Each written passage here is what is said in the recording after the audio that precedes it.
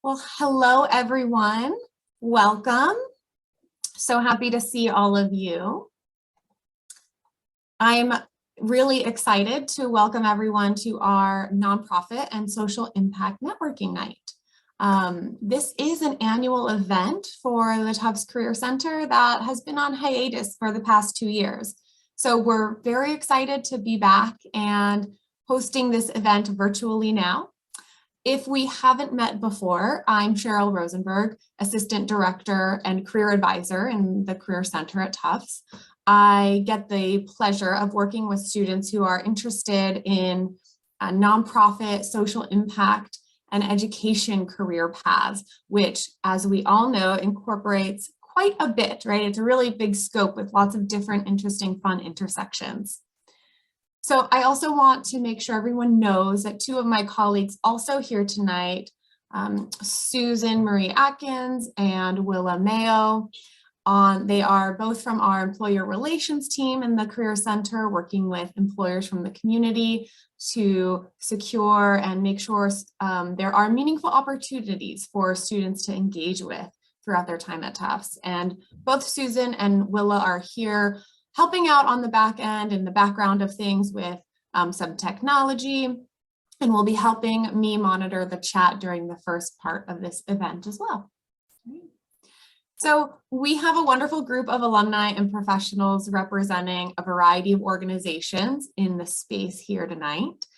Before we transition into the second part of the evening, where you have the opportunity to mingle with each of those wonderful folks, we're going to kick things off with a panel to discuss building a career making a difference. Throughout this first portion of the event, students who are attending, feel free to send us your questions in the chat box. You can send them to Susan, and we'll be saving some time at the end for you to be able to ask those questions. So each of our panelists here tonight work at very different types of organizations and do different types of work. So to open up our discussion, I will ask each of them to spend about 2 minutes telling us a little bit more about their organizations and a bit about what their current role entails. So let's start with Alexis. Hi, everyone. Thanks for having me here tonight. So my name is Alexis Parata. I'm the Associate Director of Editorial and Career Content at Idealists. Idealist is a New York-based nonprofit. We are most well known for our job and internship boards, but we also hold social impact grad school fairs. We host a social impact grad school directory on our site. We offer tons of opportunities for action. We have a huge library of individual resources to help seekers find and grow in their social impact careers. And as the associate director, I basically have a hand in all of the written communication that either goes out or goes up on the site. So that includes email marketing, newsletters, resources, long form content, web copy, and a bunch of other things too.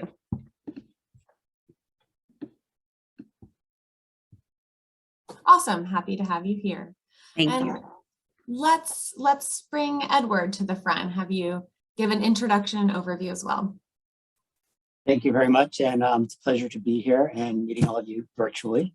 I'm Edward Schettino. I'm the president and CEO of the Animal Rescue League of Boston. For those of you who don't know the Animal Rescue League of Boston, we are over 123 years old. We were founded by a social worker from Dorchester, Anna Harris Smith, who witnessed the cruelty and abuse of animals on the streets of Boston and realized children and people were being desensitized to that abuse. So she started and founded the organization in Boston. She also purchased a property in Dedham, where I am today, where she built a barn and her summer house, where she took the animals off the streets of Boston to provide them a respite or retirement off the streets and to get them well. So that's how the organization started. And it's very interesting that it was founded by a social worker, and now we found ourselves going back and really being more interactive and more related to human service organizations as well. We have a holistic approach to animal welfare. We have 3 locations in Boston in the South End, here in Dedham, and in Brewster and Cape Cod. We have an animal care and adoption center at each of those locations. We have an advocacy department where we are in the legislature fighting for and getting legislature to approve different bills in Massachusetts to improve animal welfare. We have special state police officers, humane officers, that respond to reports of abuse and neglect. We have a field services team that responds to rescuing animals, cats in trees, dogs on ice, things like that.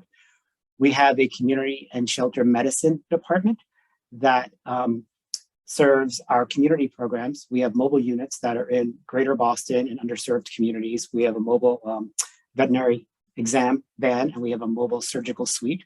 We also provide full service for all the animals in our care. We cared for more than 28,000 animals last year through all of our services, and we have a full service animal hospital as well. And what we do is we really try to keep pets and people together and provide services to provide that by providing accessible care. My role as president and CEO is overseeing the strategic mission and vision of the organization, and hopefully, fingers crossed, leaving it in a stronger place than when I took over my role, both financially and operationally. And I work directly with our employees, which we have over 100, with our volunteers, which we have about 1,000, and our supporters and our board of directors. Amazing. Happy to have you. Allie, let's move over to you. Hi, everyone. Thanks for being here and thanks for having me. I'm Allie Bohm. I use she, her pronouns. I am a policy counsel at the New York Civil Liberties Union, and I am Tufts 2007, was a peace and justice studies and English double major and a dance minor, and a Tisch scholar for anyone who's looking for cross sections and identification here. So the New York Civil Liberties Union, or the NYCLU, is the New York State affiliate of the American Civil Liberties Union. It is a not-for-profit, nonpartisan organization with 8 offices across the state and over 180,000 members and supporters. The NYCLU defends and promotes the fundamental principles and values embodied in the Bill of Rights, the US Constitution, and the New York State Constitution through an integrated program of litigation, legislative advocacy, and public education and community organizing. That I think is going to be the only thing I read to you tonight. As a policy counsel there, so policy counsel means I'm a lawyer, and it means I'm a lawyer who works with decision makers, legislators, administrators, the governor's office, rather than litigating. And so the simplest form for what I do is I work with decision makers to pass and implement good laws and policies and to defeat bad laws and policies. I love that description. And lastly, let's welcome Benya and have you tell us a little bit about your organization and what you do. Awesome. Hi, everyone. It's great to be with you. I am I guess, still pretty recent Tufts alum. I graduated in 2018. After graduation, went on to co-found a national nonprofit organization called Lead for America. So I'll probably share more of this during our discussion, but I say home is a split between Waseca, Minnesota and Bangkok, Thailand. And when I was around, your age, looking at what was the next step, Waseca, Minnesota is a rural community of about 10,000 people in southern Minnesota. And I didn't quite see a lot of pathways that celebrated coming back to a place like Waseca. And so Lead for America was created to build these large-scale pathways as well as narrative of success that encouraged young leaders to return and reinvest themselves back into places that headlines might claim are dying, or where the narrative of success often means leaving and not coming back. So we offer a 2-year paid now 1-year paid fellowship that brings recent college grads like yourself back to the places that they love and care about most. I saw someone on the screen had an AmeriCorps background. So we are an AmeriCorps program, which means our year of service allows you to apprentice with an organization in your hometown that can really show you the ropes, get you proximate to the challenges facing your community. And the intention is to build the next generation of future public service leaders. So it's pretty robust on training, and we also pay the maximum allowable AmeriCorps rate too. So it's a $30,000 paid fellowship that gets you proximate to your communities and also trained and connected to a network of leaders, serving in tribal nations to small rural communities to inner city urban neighborhoods. So I'll pause there, but our philosophy is about starting where you live and trying to nurture a movement of young people who are committed to doing the same. Fabulous. We have such a great, diverse group of things that you all do and kinds of organizations you work for. So I want to start with a question for you, Alexis. Working at Idealists, a lot of students here know idealist.org, great place to look for internships and jobs at nonprofits in the public sector. What are you seeing across different nonprofits as far as trends go?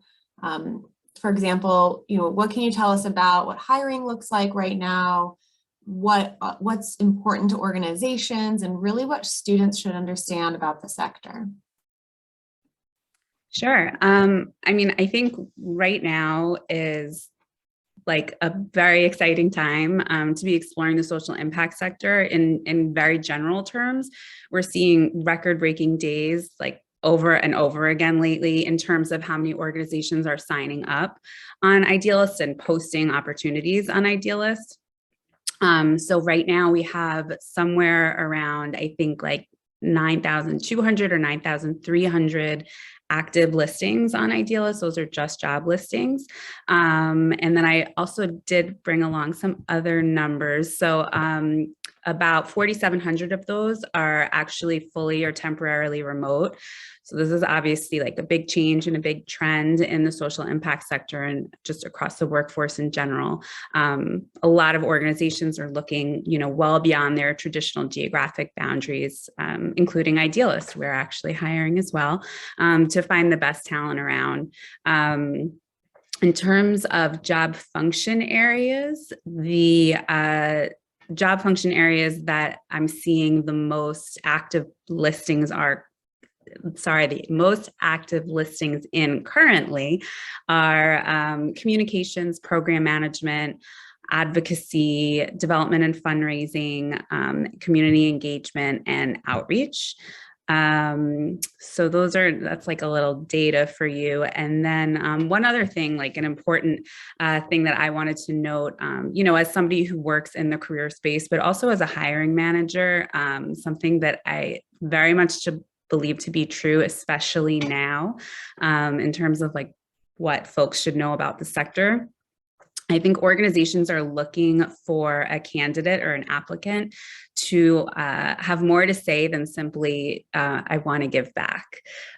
So when candidates are being interviewed, I would strongly recommend, or when you're, trying to get into the interview process, I strongly recommend writing that cover letter or sitting down at the interview table with a really specific idea in mind about why you want to work in that particular role for that particular organization. Of course, it's the nonprofit sector, passion and commitment are always going to be important and foundational for a successful candidate, but professionalism and knowledge of the organization and the issue area definitely shouldn't be underestimated. So that's my kind of pitch for the wanting to give back. I don't think it gets you there. Thanks so much for that, Alexis. Yeah. I really want to highlight what you said about just mentioning the different functional areas where you're seeing the most postings. I think we talk not enough about the variety of different kinds of things you can do in the sector or at nonprofit organizations. And so I'm hoping that we can open the door tonight, hearing from you all, and then in the second part of our night too, just about the different kinds of things you can do, because it doesn't have to just be, one or two options. There's a lot of options in this realm. So speaking of that, Allie, I mentioned that many students spend their time thinking about, what they want to do in the sector. And particularly, I have a lot of conversations with students about, direct service as a route to doing social impact work, right? Working directly with people, but also having coming at it from a different perspective, which is more big structural change, right? So I'd love to hear from you. What initially, what drew you to this type of work, more on the big structural side of things? And what are some of the challenges that come with advocating at that scale? Sure. So let me start out by saying, and this is something I say if I'm having coffee with somebody or, doing a panel like this, that everybody's advice validates something in their own experience or makes up for something that they have in their experience that they regret. And so if I say something tonight to you, for the students here, that really doesn't resonate, it's not for you. Throw it away. If I say something for you, that resonates and keep it, great. Put it in your pocket, take it with you. And I think, probably that's true for all of us here. I think it's really important to emphasize, and I feel this very strongly as someone who has spent her career, or the vast majority of it, at a civil liberties union, at a very lawyer-focused and litigator-focused organization, that every part of the social change ecosystem is equally important. So, some of those roles, and Alexis named a bunch of them, right? There are lawyers within that. There are lawyers who do direct services. There are lawyers who do policy work. There are lawyers who bring impact litigation. I'm sure there are other lawyers I'm forgetting about. There are other forms of direct services, whether that's, social workers or organizers. There are communications people who talk about our work to the public and get us on message to talk about our work to the public. There are development people who make it possible for us to keep our doors open. And there are folks in government. Do you want to be in government? Do you want to be pushing from the outside? There are think tanks who aren't advocating but are coming up with ideas. And the question that I think is worth asking yourself, you probably would be good at any number of things on that spectrum, but what do you want to get up each day and do? And what are you going to feel energized doing day after day? And what are you going to be able to sleep at night if you're doing? And I say that I knew going into law school that I wasn't going to be able to do direct client representation. If I had a client who didn't have a roof over her head, or was in a bad situation, was, subject to domestic abuse, was going to be evicted, you name it. I was a trans person who was incarcerated and who was being mistreated, right? I wouldn't be able to sleep at night. There's no way that person would be sleeping on my couch or something, right? I just wouldn't be able to, and that's, violates some kind of ethics laws. I wouldn't be able to do that. And so I had to find a way to do social justice work where I could be a whole person. I also think I'm a big proponent of trying things and figuring out what you like and what you hate.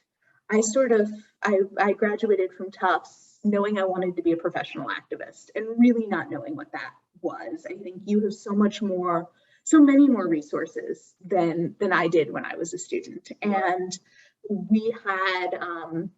I had a class through the X College with an ACLU of Massachusetts attorney, Laura Rodolo. I don't know whether she's taught. I know she's taught on and off, so some of you may know her.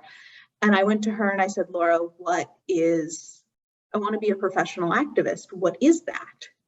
And Laura said, that's an organizer. And so I tried to get organizer jobs, and I didn't want to work for a union, and I really didn't want to be a canvasser. And I couldn't get a job as an organizer right out of college. And so I started applying for whatever at organizations whose missions I respected. And I was hired as a legislative assistant at the ACLU. I didn't know what legislative work was.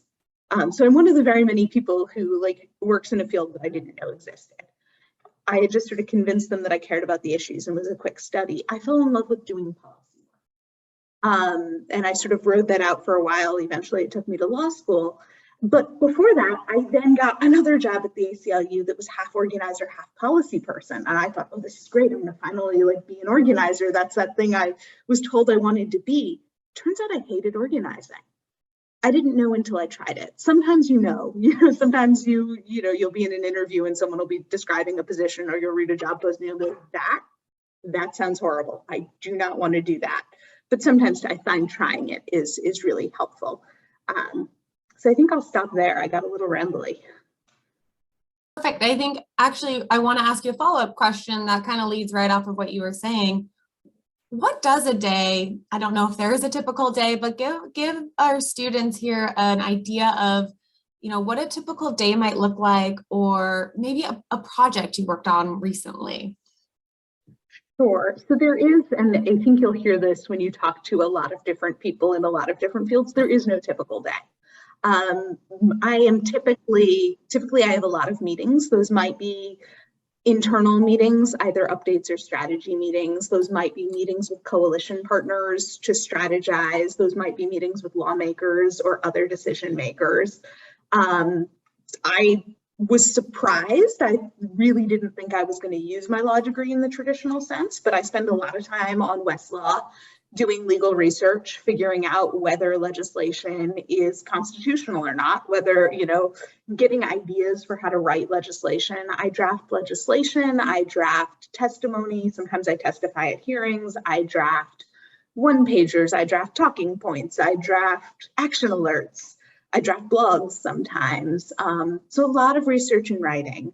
I think when I'm thinking about the work, I broadly divide it into reactive work and proactive work.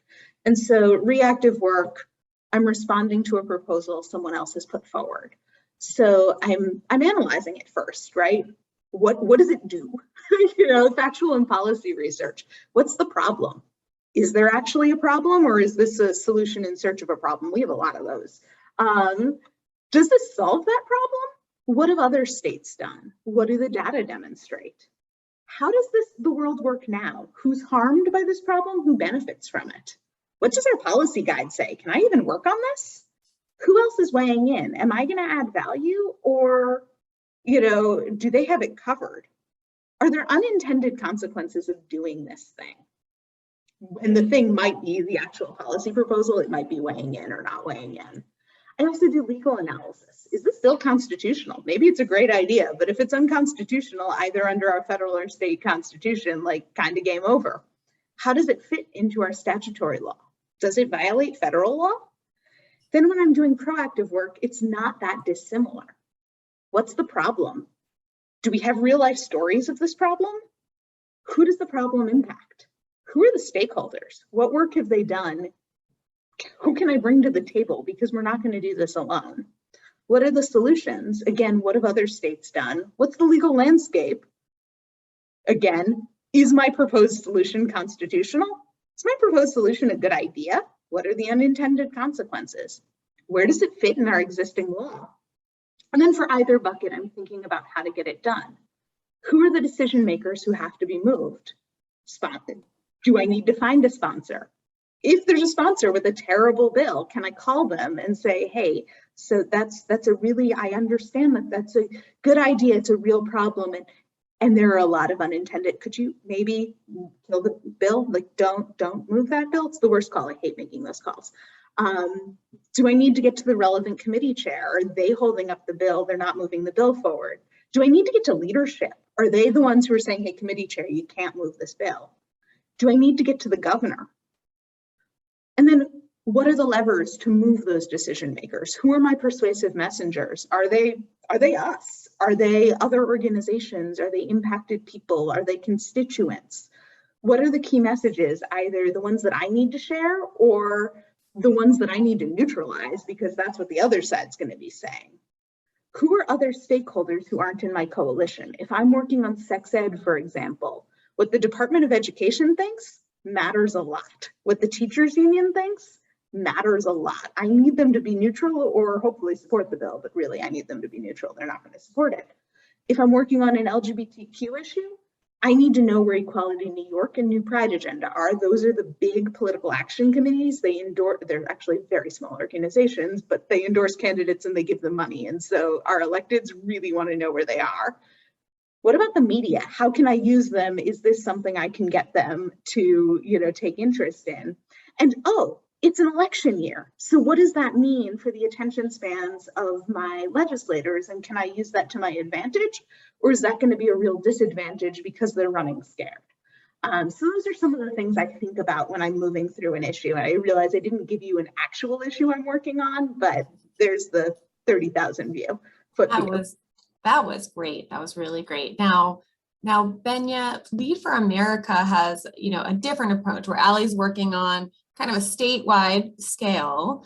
Lead for America focuses on community-centered service, as you mentioned, not necessarily working in direct service like a social worker per se, which really describes more of an individual person-to-person approach, right? So can you talk about how impact at this community scale compares to other organizations? Yeah, definitely. I'm going to quote a great inspiration of mine, Brian Stevenson, director of the Equal Justice Initiative. And one of his, it's a very short quote, but he says, if you're looking to make change, first and foremost, get proximate. And I think that's what community-centered service allows you to do, right? So, I'll use myself as an example. I graduated international relations major, colonialism studies minor, and urban studies minor. And so I was so passionate and had a lot of conceptual engagement with these topics, right? And I could tell you, what this philosopher said or this political theorist, and I could talk to you about, macroeconomics and, why I supported this issue versus that issue.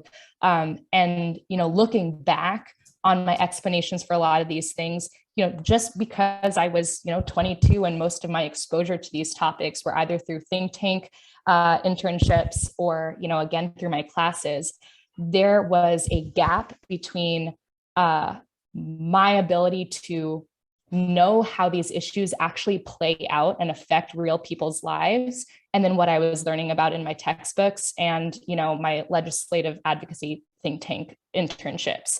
And I'm not negating any of those because I think that's also valuable. Bringing a systems-oriented lens is incredibly valuable. But I think we lose a lot when trying to push for macro level change without actually a period of humbling, it's a constant always period of humbling yourself to knowing how these issues affect community. But I think what Lead for America is really trying to orient us towards is saying, rather than think about every, issue in generalizations, get proximate, understand the specificity of the issue that you're talking about. And so, returning back to my family's hometown now of 10,000 people in Southern Minnesota, being in community as a 22-year-old, I was able to launch a national organization, now lead this statewide affiliate to Lead for Minnesota. And also in my own local level, be, the lead applicant for a federal EDA bill and working with our regional economic development commissions, with our mayor, our city council on saying, okay, what are things that rural Waseca needs to thrive? And the answer to that is not going to be found in your classes, and it's not really going to be found in major think tanks either. Is my opinion on that. You can take information, but ultimately the people who need to decide that are the people who live in your communities. And organizations that partner with you, larger organizations that partner with you to get yourselves there, awesome. But I realized through this work how critical it is for a community to come together and define their destiny for themselves. And, especially in rural communities or disinvested urban communities, one of the biggest, you can have so many different challenges you're facing with, and it changes based on the community you're in. But what I found to be the common denominator is, do you have the civic infrastructure and human talent necessary to have and drive those conversations around what is our shared destiny and how are we going to go after it and advocate for it? And, when I think of my own community, right, a lot of our civic leadership, they wear 10 different hats. The town next to me, the city clerk, is also the woman who owns the local bar, right? So she is pulled in so many different directions. And what we're trying to do with Lead for America is say, every community is worthy of investment and worthy of the next bench of civic leadership to guide it. Yet we are stuck in a cultural narrative right now that says success and worthy change only takes place on the coast or major cities, right? And we know that there are young people who love places that are not just Boston, New York, or DC, or perhaps certain neighborhoods of those communities that, again, go disinvested. So we're saying, okay, how can we match that excited, passionate talent also to the issues, the most critical issues facing these communities, and make sure that these communities have what it takes and the generation of leadership necessary to, again, claim their destiny and drive that destiny locally in every corner of the country. Awesome. Now, I'm going to ask you a question, Edward, jumping kind of in a slightly different direction here. But for current students, it can feel like the decisions they're making now will impact the rest of their lives. I'm sure you can all relate to the pressure. Now, you practiced veterinary medicine long before transitioning into the role of an organization, into roles of organization administration and management. And leadership, right? So when you're a college student, is that something you ever imagined for yourself? What were some of the factors you considered that led you to make that transition? Can I say something before I answer that question? Yes. I just want to take off from Benya's answer, which is all of you, Alexis, Allie, and Benya. I'm very impressed and very humbled to be here with the three of you. So what we do as the Animal Rescue League of Boston, we identified communities, underserved communities in Greater Boston that have no resources for animals. And we wanted to become more of a proactive versus a reactive organization. And how do we keep pets and people together? And how do we provide a service for communities?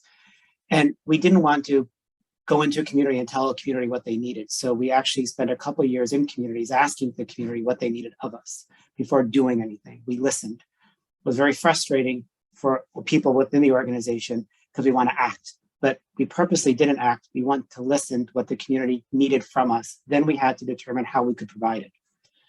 So we formed a partnership with a human service organization in Boston, Action for Boston Community Development.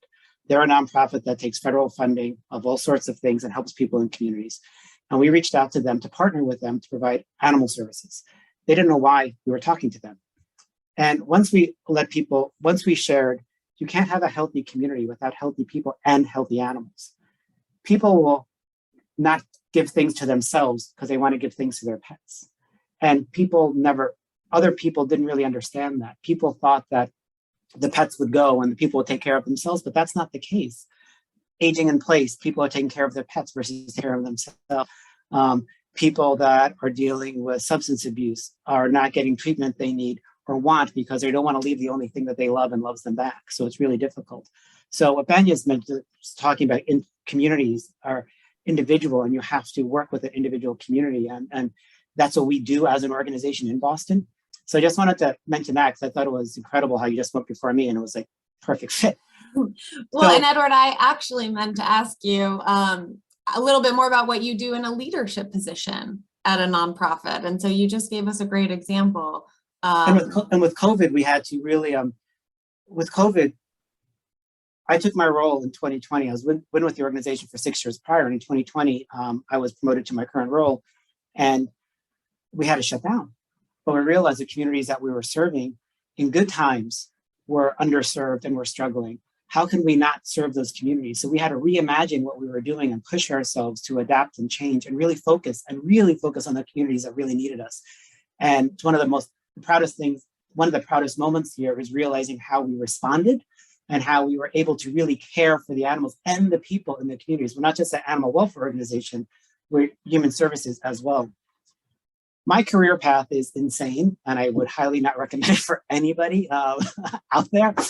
When I was an undergraduate, I wanted to be a veterinarian. That's what I wanted to do. That's what I only wanted to do. Started when I went to the vet with my mom and we euthanized her dog. And I realized this is what I don't want to euthanize dogs, but I wanted to do this. I wanted to provide a service for people and animals. Didn't know how that would happen. Went to college, went to undergrad. No veterinary practice would hire me because where I went to school also had a vet school. And so everybody was trying to work for veterinary hospitals. So I couldn't. So I worked at a pet shop, hated it. I would take the sick animals and find them homes. I then got a job at a veterinary hospital, but I wasn't allowed in. I was in the back, cleaning the kennels in the back in the summer in North Carolina. But this is what I wanted to do. And then I realized, wait a second, veterinarians aren't just taking care of animals, they're taking care of people too. And I don't know if I could do that. So I decided, I don't think this veterinary business is for me. So instead of applying to vet school, I applied to graduate school. So I went to graduate school. I was about to graduate. it was in New York, I went to NYU, and my thesis was on autoimmune diseases. And I realized when I was getting close to graduation that all my mentors and advisors were MDs. And I was only learning things on the cellular level, but it didn't really make sense to me. I wanted to know holistically how the interactions affected the entire body. And I wanted to learn more. So I thought, maybe I should go to vet school. So sounds so simple, but it definitely is not. So I went to vet school after graduate school, which is insane. And when I graduated vet school, I wanted to focus on exotic medicine, and birds, reptiles, and that's what I knew that's what I was going to do. Did my internship, fell in love with everything. So I was a generalist, moved back to Massachusetts. I went to Tufts Veterinary School. Then I moved to New York because that's New York City. That's where I went to graduate school and had kind of a home. Went back to New York after graduation. Couldn't afford New York anymore. Moved back to Massachusetts. Was in general practice for quite a while in Metro West area, Massachusetts. Loved it. Loved the client, veterinary patient relationship. Loved it. Loved being part of the family. I really loved it. It was one of the best things I've ever done. And I couldn't be prouder for doing what I was doing. But unfortunately, there's something that wanted me to do more.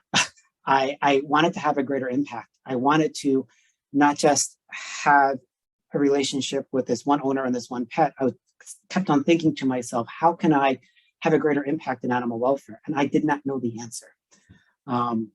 So I was driving to Boston to see a play or something, and I saw a big billboard about an MBA program. I was like, maybe I should get an MBA. Made no sense. So I talked to some people, and they were like, well, I don't know if you want to do it, something you should do. So I took a part-time, nighttime MBA program as I was working, and I didn't know what was going to come of it. I just knew that it would unlock some doors and opportunities that I wouldn't have as just being a veterinarian and graduating from graduate school. I just knew there was something more. I just didn't know what. And by talking to people and putting myself in situations that it's not comfortable for me, I'm very introverted, and it's very hard for me to push myself out there and have conversations with people that I do not know, I don't feel comfortable with. By starting relationships with folks and talking to people, a position opened up at the Animal Rescue League as Director of Veterinary Services. And as I was reading what that position was, I realized I have all these qualifications. This is exactly why I did everything I've done to get to where I am. So I applied for the position, and I started here as the Director of Veterinary Medicine, overseeing all the veterinary programs. Then I was promoted 2 years later to Vice President of Animal Welfare. And I thought to myself, I don't know how to manage an animal shelter. This is not what I have ever done. And it was an incredible experience. And then in that role for a couple of years, and I was promoted to my current role. I still don't know how I got to where I am, but I would encourage, probably didn't answer the question at all, but I would encourage students to just be open to opportunities, to be open to experiences, to network, even though it's difficult and hard if you're introverted, to put yourself in uncomfortable situations and just to be open. And if you have a career path, if you see where you want to go and you see it every day, you want to go here, and you're taking all the courses to get there, and another opportunity arises to experience something else, my suggestion is not to shut out that experience. It's there for a reason, and maybe you should explore it, because you never know where it is going to lead and what doors that can open for you. And I couldn't be happier doing what I'm doing. I never could have imagined I would be doing this here in this organization, which I didn't know existed when I went to veterinary school. So it was a very crazy path for me, but I wouldn't have changed anything, because I wouldn't be here with my experiences if I didn't go through that pathway. Awesome. Along similar lines, Alexis, I want to ask you really quick, because you use your communication and storytelling skills in your role at Idealist, but I know you've done some freelance work as well and some of your own side projects. So maybe you can quickly touch on how you think about balance when it comes to endeavors and managing time, the big work-life balance question. especially in a social impact space? Sure. Yeah. I actually love this question because I think when I was at Tufts a million years ago, I never expected to have so many different like gigs as a mid-career professional. But I've just found that I think, throughout the years, it's like a combination of, like you said, of the freelance, the pro bono, volunteering, and sort of like side hustle-y type passion project stuff is really what keeps me satisfied and motivated. I've learned that it's obviously really important to enjoy what you do in terms of your 9 to 5, and you're really lucky if you do, and I do. But you don't have to get everything from that 9 to 5. And I think it took me a long time to kind of realize that. Like the work and the busyness definitely comes in waves. So I don't always have time for everything. So I definitely also have learned how to say no and be honest with myself and honest with the people that I'm trying to work with and work for. It's also, all of it is definitely a little bit easier when all of the projects are kind of complementary. Working at Idealists, they encourage us to take, working hours for like volunteer interests, which is really great. So it doesn't make me feel like I'm working a million jobs. I also have like a small baking business with a social mission. So that also really like jives with the work that I'm doing with Idealists. So it all kind of fits together nicely.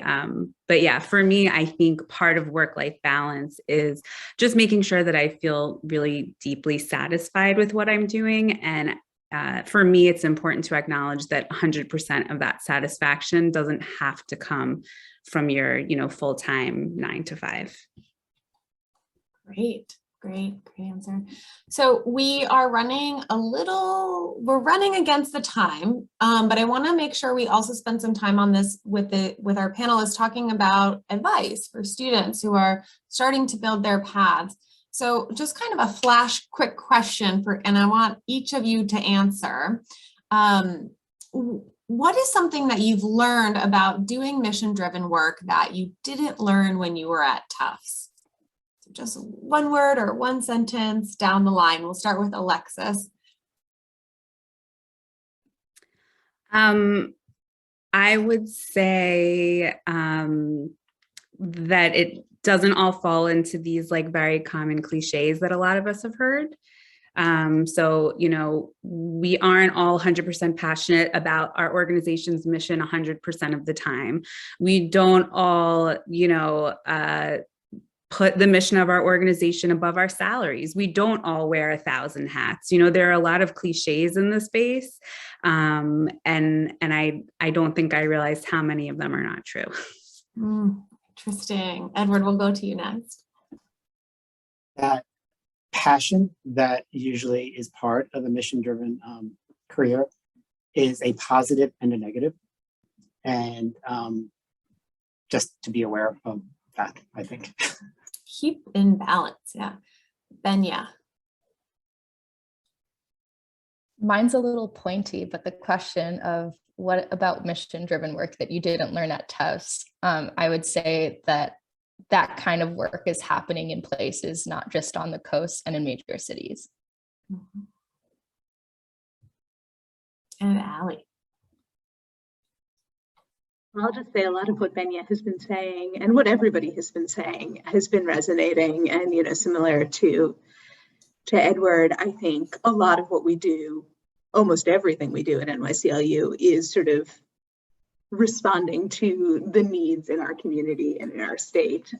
So we have a bigger catchment area than a small town, but I do, and I did learn at Tufts about addressing community identified needs. I think something that I didn't learn at Tufts, sort of riffing off what I think Edward and Alexis have said, is,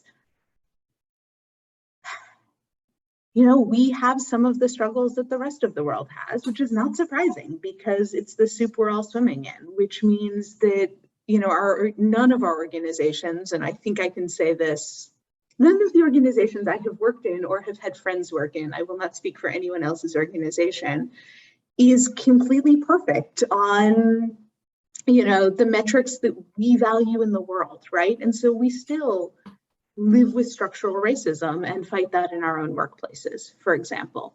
So I think that is a thing that just exists in the world. I also think, Animal Rescue League of Boston is lucky. Edward is an MBA. A lot of folks in the nonprofit world are promoted up into management because they're really good at their jobs. And some of them are really excellent managers. And some of them are really good at their jobs and not as interested in managing. And I think we get a lot of that in the nonprofit world because we do have more folks who are not, sort of trained to be managers, but are mission-driven people. I've had some fantastic managers, though. I do want to say that. Great, very, very on point. So Benya, being one of our more recent grads and someone who also interacts, I think, with fellows at Lead for America who are, for the most part, recent grads, what challenges do you typically see recent grads encountering that, you wish they knew before they graduated, or you wish you knew before you graduated?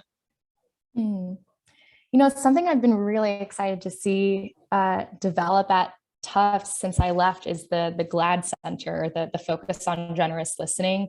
And I think that would be how I'd answer that question of what do I wish I knew better or had better skills at, and where coming out of graduation, and where do I also see recent grads kind of struggling with this.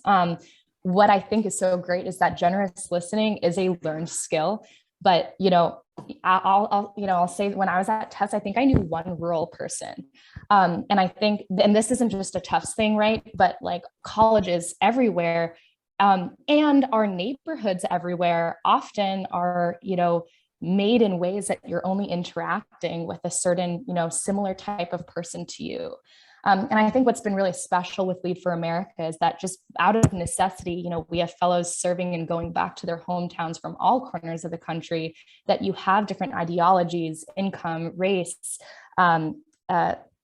wealth status, sexual orientation come together and have their underlying thing that they share in common is that we care about our place. And I think when you practice caring about your place, when you can get specific about the people and the particular challenges, it complicates kind of generalizations that we might throw, again, geographically about a place, but also about another person. And so I think when we strengthen our muscles to, get focused and specific and care about a place and be rooted in a place, I think it also allows us to care about the places and the worthiness of other people and their places too.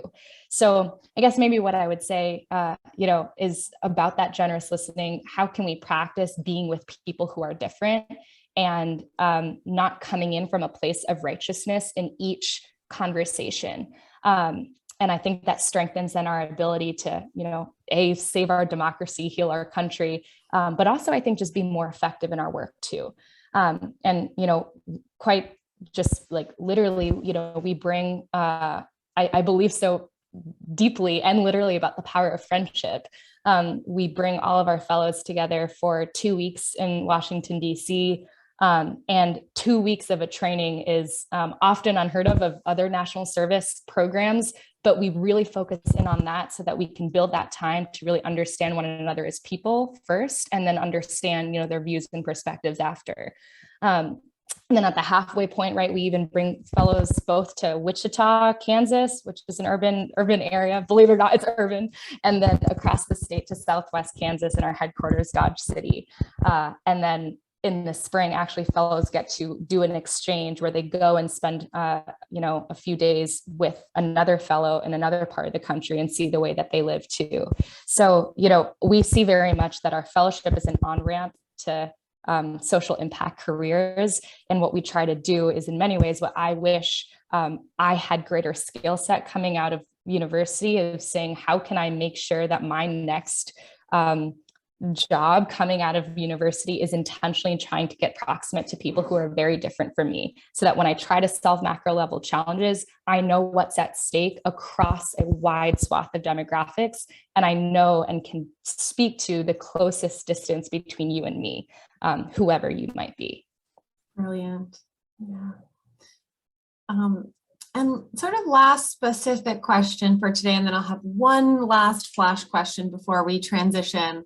Allie, for students here tonight who are committed to pursuing careers as change agents, how should they be preparing for their first jobs? What skills would you advise them to be developing now? I've been thinking a lot about this question, and I sort of talked about how we're all swimming in structural racism, right? And my gut is always like, oh, you need to be a strong writer, and like I just want to acknowledge that there's some white supremacy subtexts and maybe even not subtexts in that. So I do think writing is often important, but I also think it depends on the role. Organizers, it's people skills, and you may not be the best writer in the world, but you may really be able to connect with folks on the streets.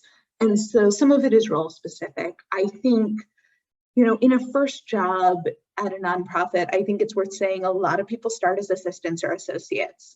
Very few people, Benya is perhaps an exception here, come in as an executive director. And I think a lot of students, often think, oh, well, I was a leader on campus. I did this, that, and the other thing. I expect to come in, at a higher level. And realistically, that's not where most people start. And that's great, because it means that you're often hired for your passion about an issue, and for your flexibility, and for your willingness to learn.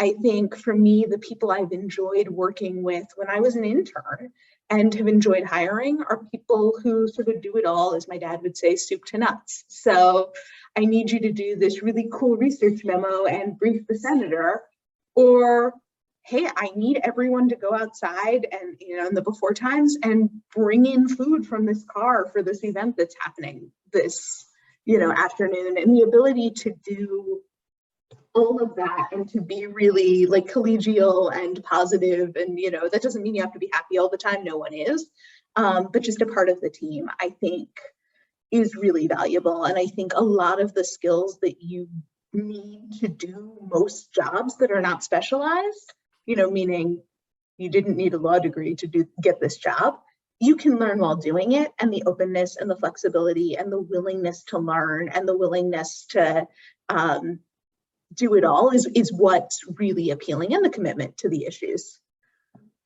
Awesome. All right, so jumping off of what Allie just said, my last question for each of you down the line, and we'll do the same order as last time. If you were to hire an intern or a recent grad for a job, what is the number one thing you'd look for? A skill, a trait, a quality, maybe an experience? What's the number one thing you'd be looking for? Is that me? Yeah, Alexis, you're on. It's funny. It's like a little hard to pinpoint, but Allie gave me like the perfect segue. Honestly, I think I would look for somebody, a recent grad or intern, who's honest about their newness to the sector and to the workforce, but definitely still hungry to dive in and learn. But I feel like I've reviewed so many resumes, as an occasional hiring manager, from current students or recent grads, where I feel like the applicant is really trying to convince me that they have like a tremendous amount of experience that they maybe don't have, rather than focusing on what they can really bring to my organization and what they'd like to learn with my organization. I think it's okay to be new. And in fact, in so many ways, it's actually really a benefit to your future employer. So I would say, embrace it and don't try to, cover it up or bury it in, experience that maybe you don't quite have. Great. I would say adaptability and openness to learning. I would say listens well and takes initiative. I agree with all of those. I think also one of the challenges that at least I had when I graduated from Tufts was how to make my experience. I went through Tufts thinking I was going to be a teacher and sort of changed at the last minute. So how did I make my working with kids experience look relevant to this advocacy job? And I think, there is both the admitting you're new, but also trying to figure out how your experiences are transferable to what they want in that role. And I'm going to pivot to something Alexis said in her very first answer as my answer to this question, which is anyone who tells you they are uniquely, Alexis didn't say this quite as meanly as I'm about to, no one is uniquely qualified for a position. I can't tell you the number of, cover letters. You're not, I promise you're not. But making sure that your cover letter is really specific to the organization you're applying for and the role, and that you understand what that job is. If I don't, if I'm scanning, reviewing 600 applications, which is about what we get for our summer intern class, if you look like you've sent the same cover letter everywhere and it says nothing about, the issues we work on or the type of work we do, you're not going to get an interview. So Alexis said it kinder, but, sometimes we need to hear it both ways.